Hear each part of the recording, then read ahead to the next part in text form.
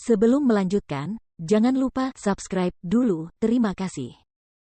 Babak 30, Kekuatan Jimat. Setelah memilah semua petunjuk, Lu Ye memiliki pemahaman umum tentang situasinya saat ini. Tidak dapat disangkal bahwa situasinya tidak baik. Masalah terbesarnya adalah tingkat budidayanya terlalu rendah.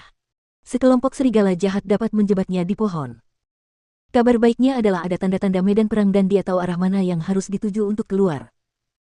Tapi dia tidak tahu seberapa jauh dia dari wilayah Sekte Darah Giok. Jika Anda ingin pergi ke stasiun Sekte Darah Giok di medan perang Lingqi, Anda harus memiliki tingkat kultivasi tertentu, jadi prioritas utama adalah meningkatkan kekuatan Anda terlebih dahulu. Dia sekarang memiliki banyak ramuan yang bisa digunakan. Jika dia bisa menyerap dan memurnikan semua ramuan ini, kekuatannya pasti akan meningkat pesat.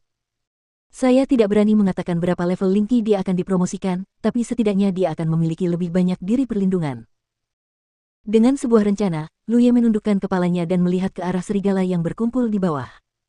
Jika dia ingin berlatih, dia harus keluar dari masalah terlebih dahulu.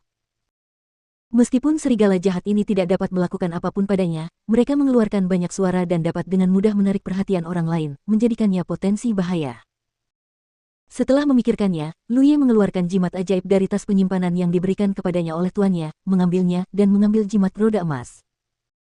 Ada lebih dari 30 jimat ajaib, hanya setengahnya untuk menyerang. Sisanya untuk pertahanan atau tambahan. Dan lebih dari 10 jimat serangan ini semuanya adalah jimat api atau logam, yang cocok untuk digunakan di darat orang yang 5 unsurnya didominasi oleh api dan ditambah dengan emas. Kepala sekolah pasti mempertimbangkan hal ini saat mengumpulkan jimat ini. Lu Ye tidak memilih jimat yang dikaitkan dengan api itu, terutama karena Lu Ye curiga jimat yang dikaitkan dengan api itu akan membuat keributan besar. Lagi pula, nama-nama seperti jimat ledakan dan jimat ular api sepertinya membuat orang merasa seperti kekerasan. Cara mengaktifkan jimat ajaib adalah sebuah masalah yang belum pernah digunakan Lu Ye sebelumnya. Tapi sekarang dia harus mencobanya, dia harus keluar dari masalah secepat mungkin. Sambil memegang jimat spiritual di tangannya, Lu Ye mendesak kekuatan spiritual untuk mengalir masuk dengan hati-hati. Jimat itu segera memancarkan lapisan cahaya keemasan, dan kemudian cahaya keemasan itu mengembun menjadi benda seperti cakram di depan Lu Ye. Cakramnya berwarna emas, tembus cahaya, seukuran wastafel, dengan garis-garis spiritual mengalir di dalamnya. Sebelum Lu Ye sempat bereaksi, sebilah pedang emas terpotong dari cakramnya. Bilahnya seperti bulan sabit dan menghilang dalam sekejap. Terdengar suara teredam, dan Lu Ye mendongak dan melihat bekas tebasan yang dalam di pohon besar tidak jauh dari sana di mana beberapa orang sedang berpelukan. Cici. Piringan emas tembus pandang di tangannya terus-menerus menebas. Aliran bilah tajam seperti bulan sabit. Dalam sekejap, pepohonan di sekitarnya menjadi berantakan, dahan dan kuncupnya terpotong dan tumbang. Jadi begitu. Lu Ye mengerti, dan dengan cepat menyesuaikan arah piringan di tangannya, mengarahkannya ke serigala di bawah. Cici. Bulan sabit emas yang sangat tajam menerobos penghalang ruang dan menyerang serigala yang berkumpul. Darah memercik dan daging serta darah beterbangan kemana-mana. Setelah serigala jahat yang mirip anak sapi itu diserang, ia akan terbelah menjadi dua dalam sekejap. Serigala-serigala itu jelas-jelas panik dan bersembunyi ke segala arah. Lu Ye terus menyesuaikan arahnya dan mencoba mengarahkan pedangnya ke tempat yang paling padat dari para serigala. Serigala dibunuh satu demi satu, dan bau darah memenuhi udara. Setelah beberapa saat, para serigala sepertinya menyadari ada sesuatu yang tidak beres. Setelah lolongan serigala terdengar tidak jauh dari sana, para serigala yang berkumpul di bawah dengan cepat melarikan diri dengan ekor di antara kaki mereka, meninggalkan lebih dari selusin mayat serigala.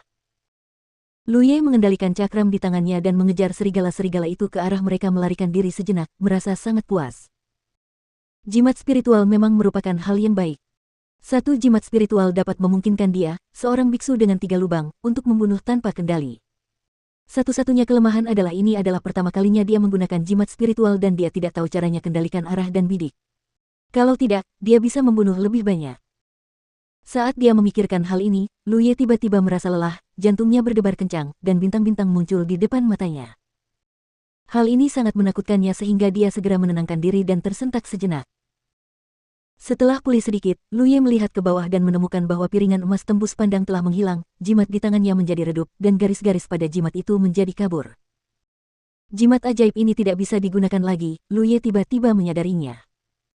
Tapi apa yang terjadi padaku barusan? Setelah beberapa pemeriksaan, Lu Ye menemukan kebenaran masalahnya. Kekuatan spiritual di tubuhku telah habis. Ketiga lubang spiritual itu kosong, dan kekuatan spiritual yang awalnya tersimpan di dalamnya telah benar-benar kering. Dari sinilah rasa lelah itu berasal. Dia segera mengeluarkan pil pengumpul roh, memasukkannya ke dalam mulutnya dan meminumnya, memurnikannya dengan seluruh kekuatannya, dan butuh beberapa saat untuk pulih sedikit. Tentu saja, satu pil pengumpul roh tidak dapat memulihkannya sepenuhnya. Dia melompat turun dari pohon sebelum kekuatan pil tersebut sepenuhnya teratasi. Bau darah di sini terlalu kuat dan dapat dengan mudah menarik lebih banyak binatang buas, jadi lebih baik pergi dulu. Sedangkan untuk ramuan yang terkumpul di dalam tubuh, sama saja mengatasinya sambil berjalan, tetapi kurang efisien.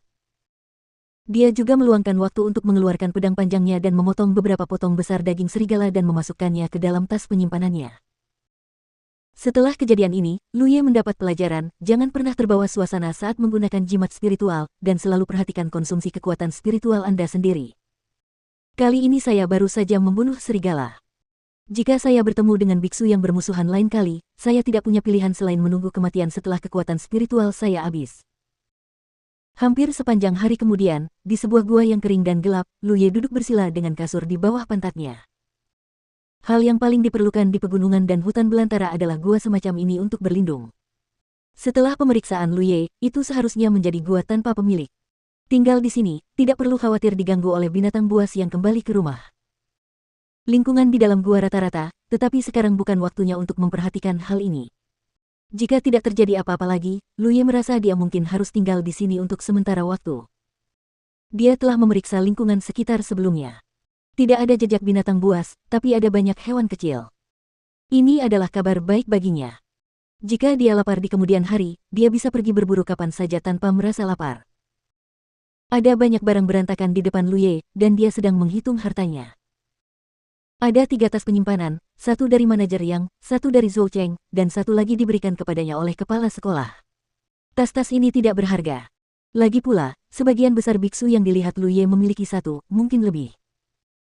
Kepala sekolah tidak memilikinya, tetapi kepala sekolah pasti memiliki metode penyimpanan lain, yang tidak diketahui Lu Ye. Ada 25 pil-pil Yunling, 20 diantaranya diberikan kepadanya oleh kepala sekolah. 5 pil diperoleh dari tas penyimpanan manajer Yang dan Zhou Cheng. Awalnya ada 6 pil tersisa, tetapi Lu Ye meminumnya setelah membunuh serigala. Ada total 16 ki dan pil darah, sebagian besar diberikan kepadanya oleh kepala sekolah, dan separuh lainnya diperoleh dari tas penyimpanan manajer Yang dan Zhou Cheng. 8 pil penyembuhan. Ada lebih dari 30 biji yuanci, besar dan kecil, dan beberapa biji lain yang tidak dapat disebutkan namanya oleh Lu Ye. Sebuah buku cerita. Rahasia pelarian jangkrik emas, bagian pertama. Ada hampir 30 jimat yang berbeda. 5 set pakaian dengan berbagai gaya.